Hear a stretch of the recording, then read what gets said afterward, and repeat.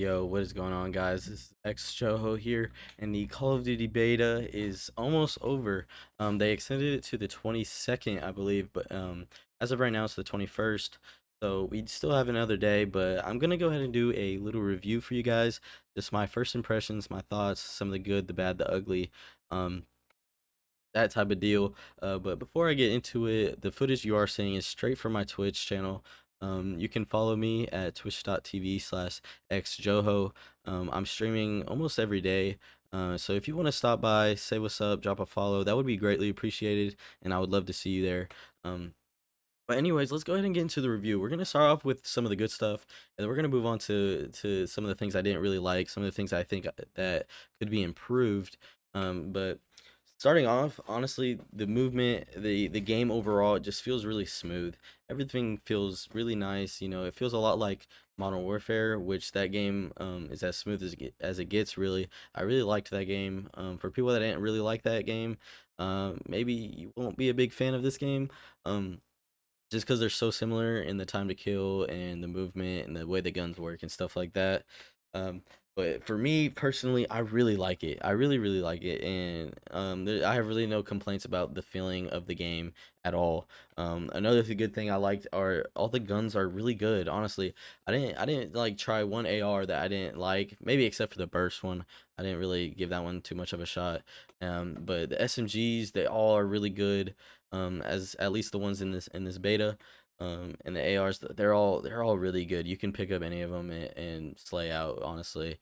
So that's a big thing, honestly. Again, the gun balancing is huge, and I just like how there's not one gun that just trumps all guns. You know, everything is pretty usable. Um, Another thing I liked was the combat pacing modes. With the If you don't know what that is, that's basically you can choose if you want to play 6v6, if you want to play 8v8, 10v10, and it even goes up to 18v18 on some of the bigger maps. And I really like that, honestly. Because I know sometimes I'm not trying to play 6v6. I wanna go crazy. I wanna get a lot of kills. I wanna drop 70, 80 kills. And that's really hard to do in 6v6, but in 8v8 and 10v10, it gets really, it gets really chaotic. And it's really fun, honestly. I really like it. Um, so I feel like that was a really good change that they made to the matchmaking. I really like that. Another thing is the kill streaks in this game. Like the kill streaks themselves are really balanced, and they're really good to use. They're not annoying. They're not too annoying, at least. A lot of people complain about the death machine. I don't find the death machine too annoying, just because if he's running at me with the death machine, I'm running at him with the MP40. I'm gonna win 10 times out of 10. Um, but it's fun to use, and you can get good amount of kills with it in the right situations. But you know, another one is the attack dogs. I don't find the attack dogs, I find them the perfect last kill streak. I like them just because if you get them yourself, you can get a lot of kills with them and they can be really useful for you. But if the other team gets it, it's not too crazy. It's not you constantly dying to dogs. And even if you see one in front of you, you can just, you shoot it and it dies. Which I really like. And I wish like more final kill streaks were like that, where they're not too annoying. Obviously, they should be rewarding, but don't make them too crazy. It kind of ruins a lot of games. Another thing I really liked is the search and destroy. I'm a big search and destroy guy. The search and destroy, have really high hopes for this game, search and destroy. I really like Modern Warfare's, and I'm expecting to like this one just as much, honestly. The maps work well with it. The guns work well, everything. So I have good high hopes for search and destroy. Um, there was a bug in the beta with the voice chat where you could hear the enemy team pretty much the whole game. That was pretty annoying, like as far as the beta goes. But that's an easy fix for them once the real game comes out. I'm not really worried about that at all. Um, but the maps overall are pretty good. There are, I didn't really like the big one, called like red something. It's a big snow map. I didn't like that very much. I would find myself leaving lobbies just because that map. Oh, it's called Red Star. Just because that map was in the lobby, I would definitely leave. um and then the one with the big boat in the middle, that one's not the worst map in the world. but it's not my favorite. My favorite by far was Eagle's Nest, the map in this gameplay right now. That map, it just has good flow. It has the 3 lanes. But just because it's 3 lanes, it's not like a simple 3 lanes. It has its complexity to it, with the doors and windows and stuff like that, which I really like. Um, and the maps, they look great too. Like, just look at them. The graphics are really nice. At least I'm on PC, so I feel like I'm getting the good full experience of the maps. And I really like the way they look, honestly. But that pretty much concludes all the good stuff. We're gonna go ahead and turn over to the bad stuff. Things I thought could use some improving.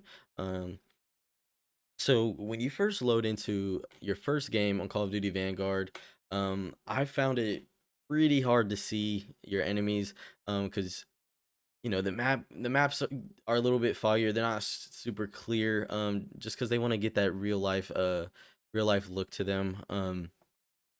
So, it's kind of hard to see people, and then, when you're getting shot, it feels like bullets are like exploding in your face. Which, it's pretty annoying, honestly. You do get used to it. Like, if I hopped on Vanguard right now, it wouldn't phase me at all. But that's one thing that took some getting used to. It took probably about an hour and a half to get used to that. Um, so the next thing, it goes along with the same like visual category. It's the sun glare, especially on this map in particular. Um, if you look at the sun, it covers your whole screen. It's a big sun glare over your entire screen, and I would lose gunfights strictly because the sun was in my eyes. Which I find that a pretty big problem, honestly. I don't think that should be a thing in Call of Duty. I'm not trying to have to worry about the sun being in my eyes when I'm playing a video game. I just want to worry about the guy that's in front of me. So, it's not a huge deal. It comes into play very like far and few between, but it still comes into play, and it's definitely something to take note of. It's really annoying. My next thing is actually like an attachment slash perk on your attachment, I guess. It's called Refrangible Disabling. If you don't know what Refrangible Disabling is, the description basically tells you when you shoot somebody with this enabled, you'll increase the flinch on their gun, and you also increase their health regen delay. So, by description, it doesn't sound too bad, honestly. I would rather it not increase the kick on my gun, and the flinch and everything. But it's bearable. I would never really rock this perk. But the biggest thing is when you get shot by someone using frangible disabling, it literally stuns you. It's like a small stun grenade, and it impairs your vision a little bit, and it's super annoying. I'll lose gunfights strictly because they have that enabled on their gun, and I don't think somebody should be able to nerf my character with an attachment. They should only be able to like buff their gun. You know what I mean? So it's not huge. Not everyone's gonna be running around with frangible disabling. Hopefully they just fix it straight up. But it's another like small thing that's really really annoying, and it'll lose gunfight. It'll make you lose gunfights just because of that. The next thing is I've heard that on last gen consoles it runs really bad. This game runs really bad on last gen consoles, and that really sucks. Like I've heard people getting just constant 20 frames per second, and their game looking like a COD mobile game basically, and I don't think that's fair, honestly, because not everybody can get their hands on a PS5 nowadays. PS5s, they're going up to like $1,000 right now. I'm pretty sure they're in the 900 range, which is pretty crazy. Um, I can't I can't imagine playing on last gen on this game. Like I said, I do play on PC, so I never run into that problem currently. But for all you last gen folks, definitely like look up like gameplay footage off of the PS4 or Xbox One, and see if it's even worth getting, because I don't want you spending $60 on a game, you not even being able to play it to its full potential. So be on the lookout for that if you're on old gen console. The next thing I'm going to touch on is the headshot multiplier in this game. Overall, the time to kill, just strictly body shots, isn't too crazy.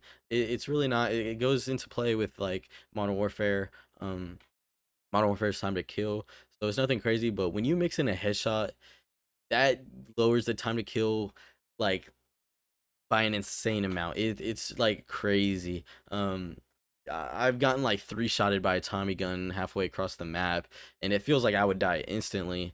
I would think I would die into a sniper a lot of the times, especially when people are like using a bar or something. Sometimes I die instantly, and I have to look at the replay to see if it was a sniper or not. I feel like that's pretty crazy. They need to lower that a little bit. Just I like the time to kill. Just the headshot multiplier is a bit much. They need to just lower it a little bit.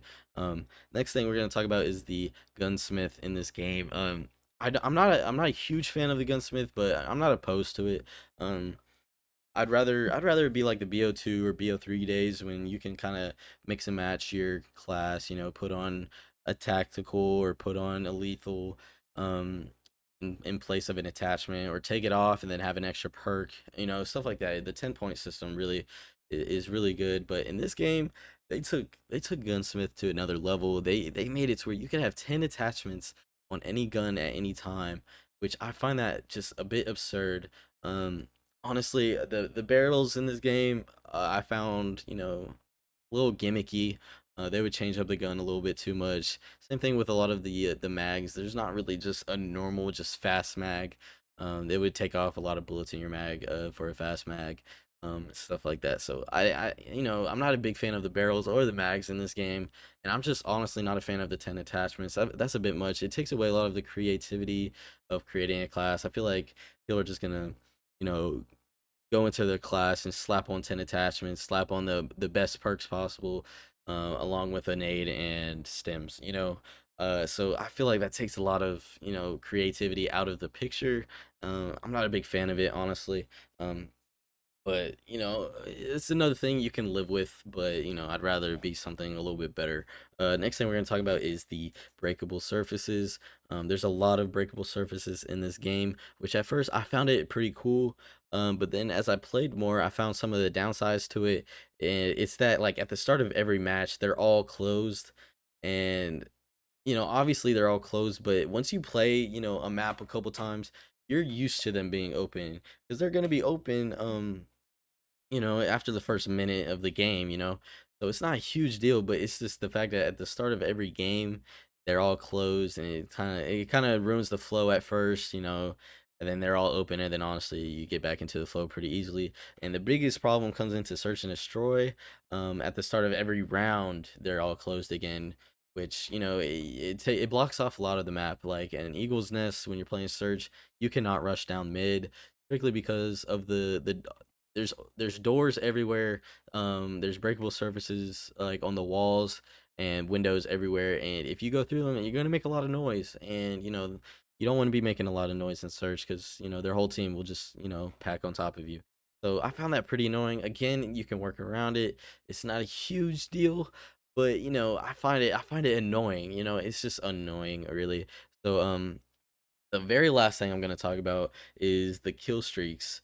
Like I said, I like the kill streaks, okay? I just wish they were score streaks. And what I mean by that, if you think back to like BO2 or BO3, uh if you would capture an objective, you would get score, and the score would go towards your score streaks, rather than just straight up kills. And I find that, a lot better. It promotes playing objective, it promotes going for the win. It's just a lot better in my opinion, than kill streaks. Kill streaks, they kind of promote camping a little bit, playing your own life, don't really play for objective, just try to get your own skill streak or kill streaks, and play for yourself, really. I'd much rather be score streaks. I feel like score streaks are a much better system. um but it's another thing where you can live with it, but it's another thing that could be better about this game. So honestly, that's about it. That's about all the downsides and upsides I have overall. I really do have high hopes for this game. I'm really excited for the full game to come out. Um, it's gonna be a fun game. Hopefully, as long as they make content, keep up with it. It should be a really good game, and I'm really looking forward to it. But if you want to, go ahead, follow my Twitch, subscribe to this YouTube, drop a like, share to your friends, leave a comment about how you feel about the game, how you feel the game's gonna be. Um, that would be greatly appreciated. But other than that, I hope you guys have a great day, and peace out.